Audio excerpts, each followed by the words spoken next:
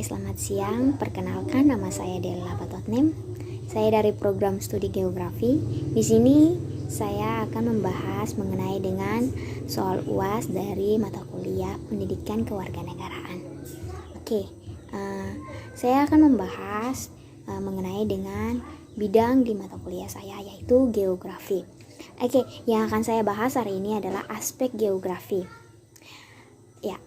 Aspek geografi merupakan cabang ilmu pengetahuan yang membahas mengenai fenomena geosfer, gejala alam, dan hubungannya dengan manusia.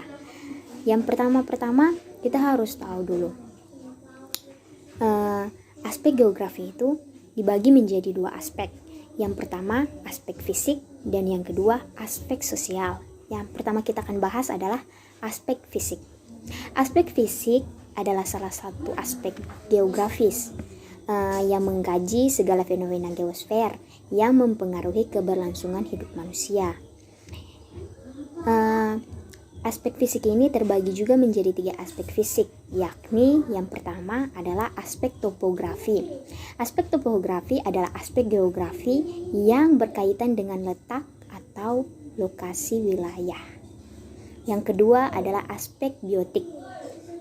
Aspek biotik adalah aspek geografi fisik yang berkaitan dengan makhluk hidup. Yang ketiga, aspek non-biotik. Aspek non-biotik adalah aspek geografi fisik yang berkaitan dengan tanah dan air pada suatu wilayah. Kita akan masuk pada poin yang kedua, yaitu aspek sosial.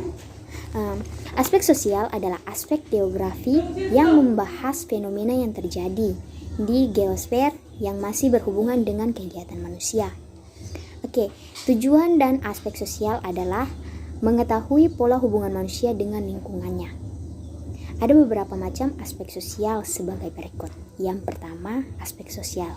Aspek sosial adalah aspek geografi sosial yang berkaitan dengan unsur-unsur sosial. Yang kedua ialah aspek ekonomi.